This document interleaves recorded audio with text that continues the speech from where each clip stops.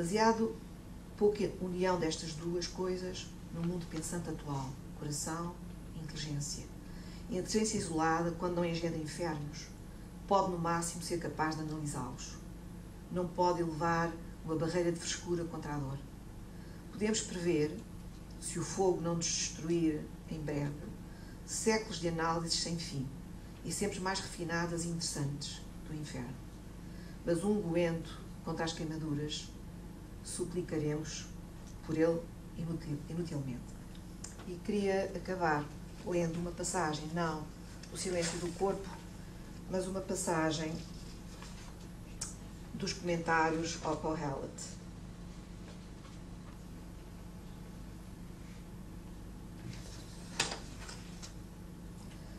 O primado do ventre é ao contrário da estupidez mascarada do primado dos olhos. O elemento interno, mais do que o externo, o intelecto abstrato. Entre os contemporâneos de Kohelet, todos alimentados pela visão, era mais olhos do que barriga, mais leão morto do que cão vivo. Os textos... não, isto aqui não interessa. Eis um outro ponto da polémica que se torna visível. A sua grave repugnância de filósofo, ele considera Kohelet um poeta, um filósofo pelo cérebro. E agora vem uma nota de Cheronet. O primado do cérebro, como motor da máquina viva, é anticorrelético, anti-escritural, exterior a qualquer visão tradicional. Quando há unidade, não há primado. Eis a linguagem cerebral, nós podíamos acrescentar muitas outras coisas, mas ele escreveu estas: primado da morte.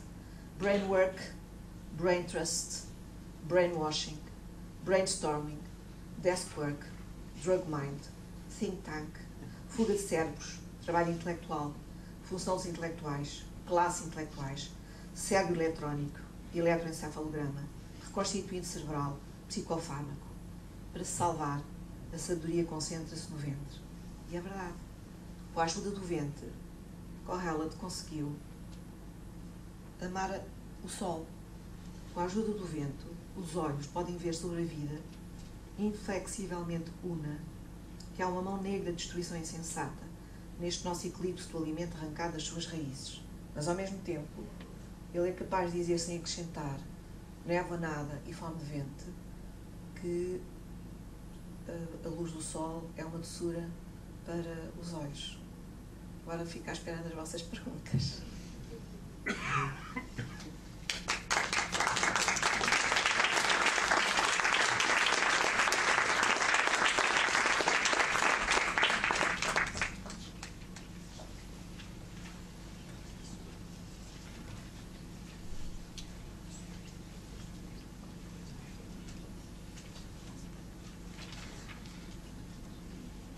Se quiserem mais textos do Cheronet, eu leio.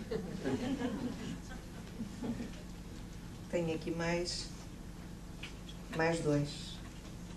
O princípio da destruição da poesia, já que ontem morreu Herbert Belli. Talvez fosse de ler. Não é uma homenagem, claro. É só assim. Página 58. O princípio da destruição da poesia está na ideia da linguagem como pura convenção, agregado de sinais ou de signos, fruto como a célula dos jogos do acaso. Ninguém que pense assim poderá acreditar ainda no poder da palavra que se compõe na arquitetura do Carmen, no bem que deve emanar por uma vez no coágulo versificado, aparição musical, na sua capacidade de revelar qualquer coisa do Deus escondido, criador das letras, de cujo ritmo e o sentido se esculpem na figura que está apagada e que trazem agarrado o nome inefável. Uma mais terrível, e que é o Kohelet por uma pena, mas ele nunca diz isto. A vida aspira em segredo, mas às vezes também o grita, e nós ouvimos, a não ser mais. No Guido Cheronetti não é mel da boca do leão, é mais vômito da boca do cão. ventre, ele diz que quando nós vemos, quando Kohelet vê todo o mal, pode começar a surgir a ciência dos bens particulares. Os bens particulares são amar alguém, comer, beber, ver o sol. A verdade é mais inútil, torna-se a única verdade útil. Não escorre pelos dedos a areia. E acho que isso é uma leitura que eu agora estou a fazer de tanto ler o Kohelet, que difere da leitura que eu fazia há 2, 3, 4, 5, 6, já há muitos anos que ando a ler o Kohelet, mas este ano, por causa desta aventura em que me meti, reli, e agora parece-me que não estou a ver tudo certinho, não estou a fazer síntese nenhuma. Estou a tentar fazer mais justiça quando aquilo era só choque. Estou a ver qualquer coisa que não é só choque, se bem que também seja choque, seja violenta agressão. Quando nos retiram uma série de ilusões, não ficamos satisfeitos. Ficamos exaustos, ficamos resistentes, ficamos doentes. Queremos ver-nos livres disso, gostamos das nossas ilusões. As ilusões não são inteiramente para deitar fora. Como é que nós podemos viver sem ilusões? Não é possível.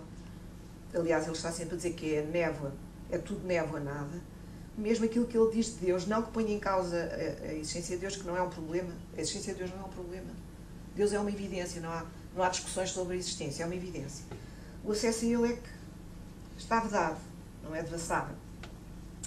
Mas Deus põe no coração do homem, diz, o Charonetti traduz um reflexo do mundo, porque a palavra o permite, a palavra Olam, e o Harold Campos diz o excesso, uma espécie de transcendência, o eterno, põe no coração do homem. Quer dizer que o homem é um tormento de Deus. A vida do homem é um tormento. É um tormento de Deus. A existência do homem é um tormento de Deus. Mas isso não o faz... quer dizer, Deus não é acusado de crueldade, como diz o Charonetti, mas também não está embalsamado em nenhuma bondade. Não é bom nem mau, não é dito nada sobre isso. Só é insondável. E mistura os nossos dias bons com os nossos dias maus. E nós já não sabemos o que é a nossa vida. Mas há uma coisa que ele diz, e aí é um dizer sim extraordinário. Diz, muito perto, aliás, no texto: não penses que os dias de outrora eram melhores. Aceita o dia, aceita agora. Não cries uma fantasia sobre os dias passados.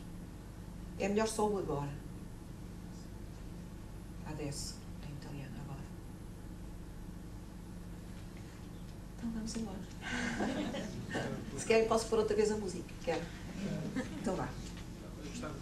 Desculpe. A música é muito bonita, mas podia ter posto a versão coral.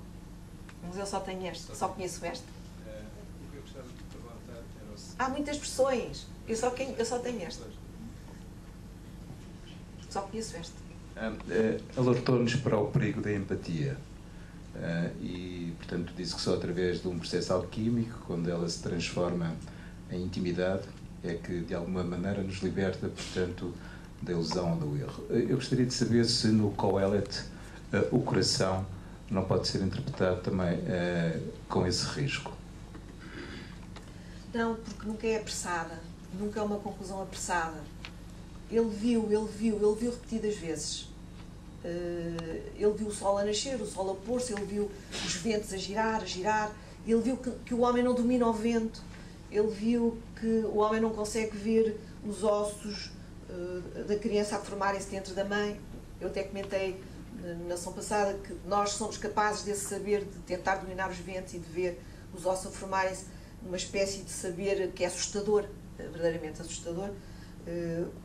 Por mais benesses que nós possamos que ele possa provocar, é assustador, porque nós não estamos preparados para esse saber, não conseguimos assimilar esse saber. É como o saber que nós temos sobre o Sol.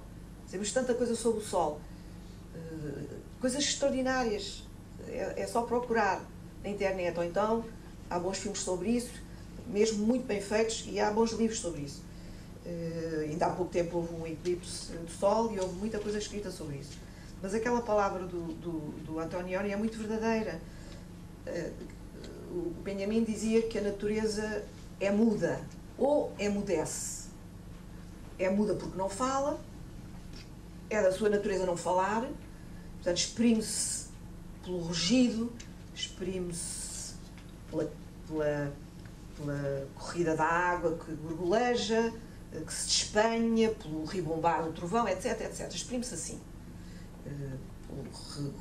Regogar, como é que faz a raposa? Regoja? Regoga. Pelo regogar da raposa e outras coisas assim. O corvo grasna, etc. Os esforços que os homens fizeram é maravilhoso para tornar aquela mudez falante, mas é um falante que nós não falamos e que só reconhecemos em outros seres humanos quando não sabemos a língua deles. Então dizem, parece que está a grasnar ou a gargarejar, está a fazer uns ruídos estranhíssimos, até parece que vai vomitar, coisas assim, porque não sabemos a língua. Então reduzimos aos sons, mas fez-me uma pergunta que é muito interessante. Se houver coração, com o coração não seria uma transformação de uma empatia em intimidade.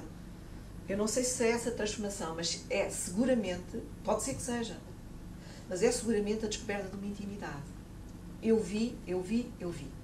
Mas esta intimidade é ao mesmo tempo um pôr-se de mal consigo. Porque é tudo névoa, nada, é tudo fome de vento. Até que começa a inscrever-se aqui uma corrente que às vezes também é absorvida pela névoa nada, pelo fumo dos fumos, mas que noutros casos resiste, e que é essa ciência dos bens particulares, quando se conheceu todo o mal, que é amar a vida, naquilo em que tem o mesmo sopro que tudo. Portanto, acho que tem sentido o que disse, muito sentido. Não sei se ele passou da empatia para... não posso saber.